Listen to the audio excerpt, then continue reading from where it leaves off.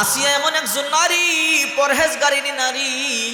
ফেরাউন যখন তারে বিয়ে করবার জন্য প্রস্তাব দেয়, আসিয়া তার কাছে বিয়ে বসবে না, আসিয়ার বাবা মাও তার বিয়ে দিবে না। ফেরাউন বড় জালেম, এটা ভালো করে জানে। আর আসিয়া বড় পরহেজগারিনী একজন নারী, বড় সুন্দরী একজন নারী। ফেরাউন তারে জোর করিয়া বিয়া করলো, বড় জালেম, বড় জোর করিয়া বিবাহ করলো। আসিয়া আল্লাহ দরবারে কান্নাকাটি করে বলে, আল্লাহ, ফেরাউন বড় জালেম, বড় জোর করিয়া মানে বিবাহ করেছে আল্লাহ, কিন্তু এই জালেম যেন আমার পেটের মধ্যে তার সন্তান দিতে না পারে আল্লাহ, এই জালেম যেন আমার সাথে সহবাস করতে না পারে। আল্লাহু আকবার। আসিয়া এই দোয়া করেছে। আল্লাহ বলে, রে আসিয়া, তোর দোয়া আমি কবুল করব, মঞ্জুর করব। কিন্তু ফেরাউন যখন আসিয়ার কাছে যাইতো তখন ওইটা বিচারে ভাইতো না। আল্লাহু আকবার বলি। চিন্তা করে দেখেন, এইভাবে আসিয়া ঈমান গ্রহণ করলো। ফেরাউন বড় চিন্তা করলো, কে রে আসিয়া, আমি খোদা, তুই ঈমান কেন গ্রহণ করলি? মুসার ঈমান কেন গ্রহণ করলি? মুসা আমার শত্রু। রে আসিয়া, আমারে খোদা বলে মান, আমারে প্রভু বলে মান, মুসারে কেন তুমি নবী বলে স্বীকার করো? আসিয়া বলে, রে ফেরাউন, মুসা সত্য নবী, মুসার আল্লাহ সত্য আল্লাহ, তুমি আল্লাহ না, তুমি খোদা না, তুমি হইলা হুদা। এবার ফেরাউন বলে, আসিয়া তুমি ভালো করিয়া জানো আমি কত বড় জালেম, তুমি আমার স্ত্রী হইতে পারো। রে আসিয়া, তুমি আমার স্ত্রী হতে পারো, কিন্তু আমার অবাধ্য হইলে কিন্তু আমি তারে ছাড়ি না। আসিয়া বলে, ও ফেরাউন, তুমি আমার যতই মারবা, যতই কাটবা, আল্লাহর কসম করে বলি, আল্লাহর দিন থেকে চুল পরিমাণ ধরে দাঁড়াবো না। আল্লাহু আকবার বলেন। ফেরাউন বলে, আমার সঙ্গীরা আসিয়ার ধরো, তার হাত পা গুলো বাঁধো। আসিয়াকে ধরলো, তার হাত পা গুলো বাঁধলো, আসিয়াকে প্রহার করে আর বলে, আসিয়া এখনো সময় আছে, কালিমা সারিয়া দাও, আমার কথা মানো, আমার প্রভু বলে মানো।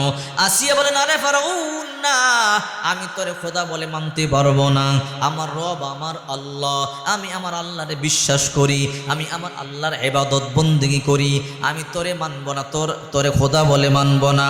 ফেরাউন বলে, আসিয়া ভালো করিয়া জানো আমি কত বড় জালেম, প্রয়োজনে তোমাকে হত্যা করব, এরপরও কিন্তু আমি তোমারে ছাড়বো না। আসিয়া বলে, ও ফেরাউন, তুমি যা খুশি তাই করো, তারপরে শুনো, আল্লাহর কসম করে বলি, আল্লাহর দিন থেকে চুল পরিমাণ নড়ে দাঁড়াবো না। ফেরাউন বলল, হে আমার সঙ্গীরা, তারে ধরো, হাত পা গুলো বাঁধো। আসিয়ার দড়িয়া তার হাত পা গুলো বাঁধলেন, আসিয়ার কাপড় গুলো খুললেন। ফেরাউন লোহার চিরুনি দিয়া আসিয়ার শরীর থেকে গোশত গুলো খসায় আর বলে, আসিয়া এখনো সময় আছে, কালিমা সারো, এখনো সময় আছে, আল্লাহর ইবাদত বন্দেগী সারো, আমার খোদা বলিয়ে মানো, তাহলে তোমাকে সারিয়া দিব। আসিয়া বলে, রে ফেরাউন, তুমি কি মনে করেছো আমাকে মারলেই কি আমি ঈমান সারবো নাকি? আল্লাহর কসম করে বলি, আমার যতই মারবা, যতই কাটবা, আল্লাহর দিন থেকে চুল পরিমাণ নড়ে দাঁড়াবো না। আল্লাহু আকবার। আসিয়ার জামা কাপড় খুলিয়া ফেরাউন লোহার ছুরি দিয়া আসিয়ার শরীর থেকে গোশতগুলো খসায় আর রক্তগুলো ফিনকে দিয়ে বাহির হইয়া বায়া বায়া পড়ে। ফেরাউন বলে, আসিয়া, তোমার এত মোহাব্বত করতাম, এত ভালোবাসতাম, লম্বা সময় তোমার সাথে আমি সংসার করেছি, আসিয়া রে, এখনো সময় আছে, তুমি আমার খোদা বলে মানো, আমি তোমাকে সারিয়া দিব। আসিয়া বলে, ও ফেরাউন, তুমি কি মনে করেছো আমারে মারতে মারতে মারিয়া ফেলো, তারপর ঈমান ছাড়ব না? এবার আসিয়ার পুরাদের গোশতগুলো খসানো হলো, আসিয়া এরপর ঈমান ছাড়ে না। ফেরাউন এইবার মনে মনে সিদ্ধান্ত নিল, আসিয়ার শরীরের গোশতগুলো খসাইলাম, এরপর আসিয়া ঈমান ছাড়ল না, আসিয়াকে এমনি শায়েস্তা করা যাবে না। ফেরাউন একটা বুদ্ধি করলো, বিশাল বড় পাথরের মধ্যে আসিয়ারে শোয়াইল, আর একটা বিশাল পাথর হাতের মধ্যে নিল। ফেরাউন বলে, আসিয়া, এখনো সময় আছে, ওই আল্লাহর ইবাদত বন্দেগী বন্ধ করো, আমার খোদা বলে মানো, আমি তোমার সারিয়া দিব, নতুবা এই বিশাল বড় হাতে, বিশাল বড় পাথর দিয়ে তোমার হাত পা গুলো সেচে ফেলবো, তোমার পুরো দেহটা সেচে সেচে তোমার শেষ করে ফেলবো। আসিয়া বলো, ফেরাউন, কান খাড়া করে শোনো, আমারে মারতে পারো, আমার যা খুশি করতে পারো, আল্লাহর কসম করে বলি, আমার জীবন থেকে আমার আল্লাহর কোটি কোটি গুণ বেশি ভালোবাসি। ফেরাউন বড় পাথরের মধ্যে আসিয়ার শোয়াইয়া, বিশাল বড় পাথর হাতের মধ্যে নিয়ে আসিয়ার একটা হাত শেষতেছে পাথর দিয়া দিয়া, আর আসিয়া হাসতেছে। ফেরাউন বলে, কিরে আসিয়া কেন হাসো? এখনো সময় আছে, ইমান সারিয়া দাও। আসিয়া বলে, যা খুশি তুমি তাই করো, আমি ইমান সারব না। একটা হাত সেচে ফেললেন, দ্বিতীয় হাত বিশাল বড় পাথর দিয়া থেতলায়া থেতলায়া সেচতেছে। এমন করে করে আসিয়ার দুই হাত দুই পা সেচে ফেললো। ফেরাউন দেখে আসিয়া হাসে। এইবার আসিয়ার মাথার মধ্যে পাথরটা মারবে, আসিয়া এখনই মরে যাবে, আসিয়ার মাথা ছিন্ন বিচ্ছিন্ন হয়ে যাবে। ফেরাউন বলে, কিরে আসিয়া, তোমার হাত পা সব সেচে শেষ করে ফেললাম, মাত্র তোমার রুহুটা যায় আর আসে, এখনো তুমি কেন হাসো? কারণটা কি আমার বলো? তুমি কি কষ্ট পাও না? আসিয়া বলো, ফেরাউন, আমার রব আমার প্রতি সন্তুষ্ট, আমার রব আমার দিদার দিয়েছে, এই জন্য আমি তোমার মায়ের ভ্রুক্ষেপ করি না। আসিয়ার মাথার মধ্যে পাথরটা মারবি, আসিয়ার প্রাণ পাখিটা উড়ে যাবে, যাওয়ার আগে আমার আল্লাহ পাক রব্বুল আলামিন ফেরেশতারে পাঠিয়ে দিল, রে জিবরাইল, আমার আসিয়ার কাছে যা, আমার আসিয়ারে গিয়া বল, রে আসিয়া, তোমার ইমানের উপর আল্লাহ বড় সন্তুষ্ট। রে আসিয়া, যদি আল্লাহর কাছে আজকে যা চাও আল্লাহ তোমার তাই দিবে। আল্লাহ বলে, রে জিবরাইল, আমার আসিয়ার কি অফারটা দিয়া দে। জিবরাইল চলে এলো, ফেরাউন তার মাথার মধ্যে পাথরটা মারবে, এমন সময় জিবরাইল বলে, আসিয়া বলে কি, আল্লাহ তোমার উপরে সন্তুষ্ট, আজকে তুমি আল্লাহর কাছে যা চাইব আল্লাহ তোমারে তাই দিয়ে দিবে। এই কথা বলবার পর আসিয়া বলে, জিবরাইল, আমি আমার আল্লাহর কাছে যা চাইব আমার আল্লাহ কি তাই দিবে? বলে, হ্যাঁ।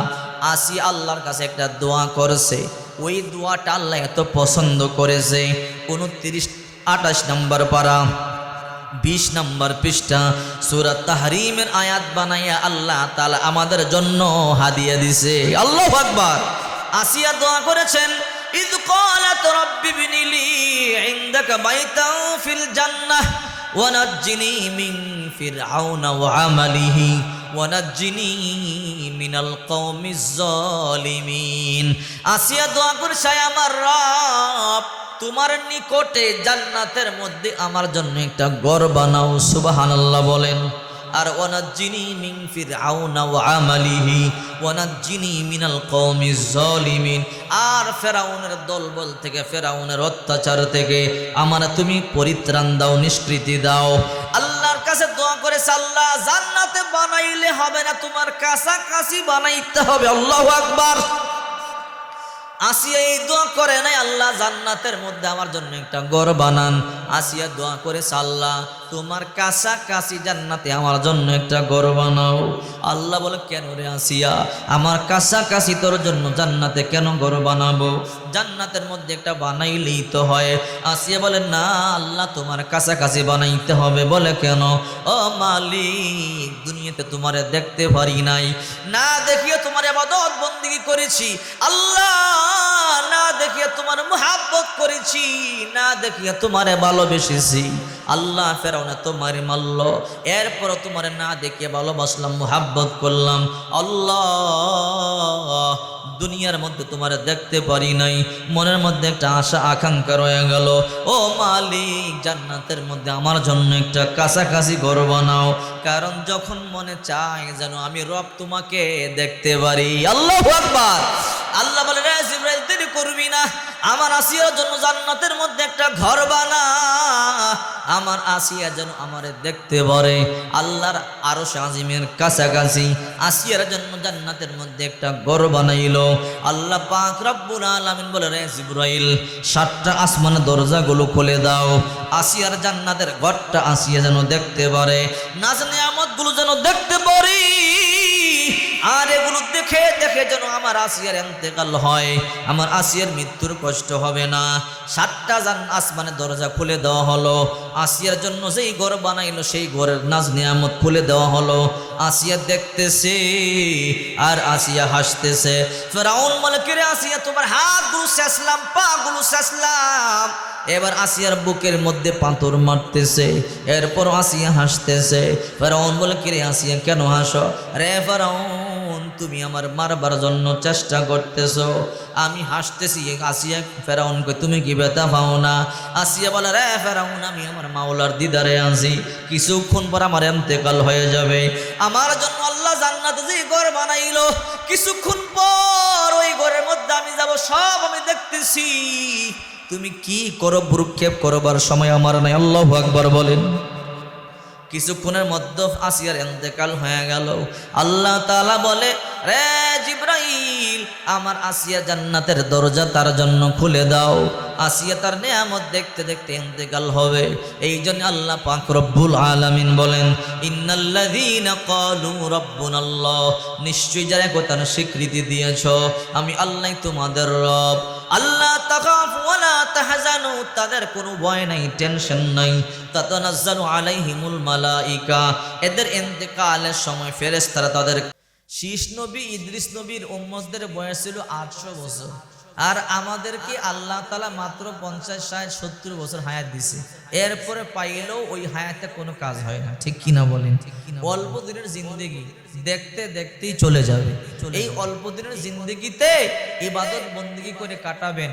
যদি ইবাদত বন্দেগি করে আল্লাহকে সন্তুষ্ট করতে পারেন, তাহলে মৃত্যুর পরে কবরটা জান্নাতের বাগান হয়ে যাবে। সুবহানাল্লাহ বলেন।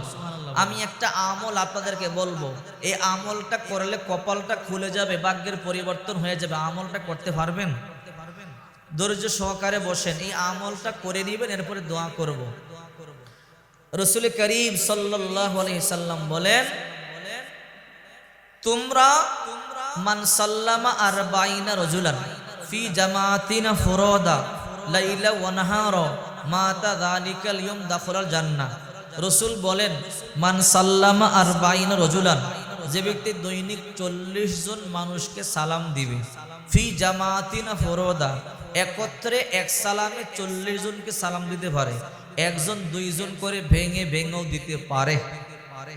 লাইলা ওয়া নাহার, দিন রাতে, দিনে রাতে মিলায়া পারবেন না? একটা মানুষ চেষ্টা করলে সালাম দিতে কি ওযু লাগে? নির্দিষ্ট ব্যক্তি আছে, চেয়ারম্যান সাহেব কি সালাম দিতে হবে না? নির্দিষ্ট জায়গা আছে, আপনাদের মাগুরা বাজারে গিয়ে সালাম দিতে হবে? সালাম এমন একটা আমল, নির্দিষ্ট ব্যক্তি নাই, নির্দিষ্ট জায়গা নাই, যেটায় খুশি সালাম দেওয়া যায়। রাসূল করিম সাল্লাল্লাহু আলাইহি সাল্লাম বলেন, কোন ব্যক্তি যদি 40 জন মানুষকে দৈনিক সালাম দেয় আর মা তাযালিকাল ইয়াউম, ওই দিন যদি মারা যায়, দাখালাল জান্নাহ, সরাসরি জান্নাতে ঢুকে যাবে। চায়ের দোকানে গেলেন, একসাথে 5 জনকে পাইলেন, আসসালামু আলাইকুম ওয়া রাহমাতুল্লাহ, 40 থেকে 5 জন চলে গেল। একসাথে 5 জনকে দিলে একজন গণবেন না, 5 জন। আবার একসাথে 10 জনকে দিলেন, তাহলে একসাথে 10 জন চলে গেল। আজকে আমি সালাম দিয়েছি, এখানে 40-এর অধিক লোক আছে না? আমার এক সালামই আমল হয়ে গেছে। এরকম গনে গনে আমলটা সালাম দিতে পারবেন? কে কে পারবেন? হাত তুলেন তো দেখি। আল্লাহ তুমি সবাইকে আমলটা করার তৌফিক দাও, আর সবার নামটা জান্নাতের খাতায় লিখে দাও। সবাই বলে আমিন। আমলটা করলে মরতে দেরি, জান্নাতে ঢুকতে দেরি নেই।